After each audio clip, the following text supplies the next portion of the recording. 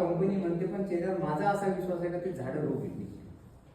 म्हणजे माझा अनुभव आहे. मी चेन्यावर रोगून पूर्वक तणनाशक मारत नाही. मी चेन्यावर इलाइट नावाचं तणनाशक डायरेक्ट मारतो. चेन्यावर कोणतं मारायचं? चेन्यावर इलाइट नावाचं तणनाशक मारतो. लाईट PI कंपनीचं 2 मिली तणनाशक 20 ते 25 दिवसाच्या दरम्यान पाणी देऊन मारायचं.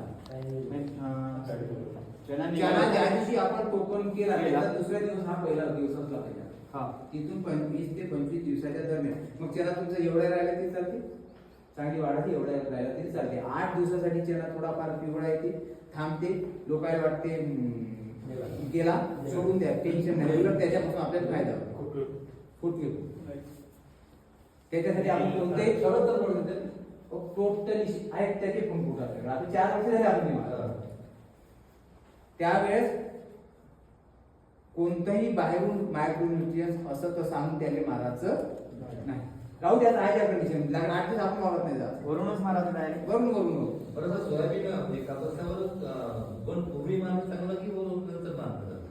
तुम्ही जर नंतरचे तण कव्हर करण्याचा कॉन्फिडन्स असेल ओपन पूर्व वापरण्याची गरज नाही. फायद्याचे कोणतं आहे? पूर्ण वापरलं त्याचा फायदा. ओपन पूर्ण वापरलं रिझल्ट कोणाचीच भेटत नाही, हे पहिली गोष्ट आहे.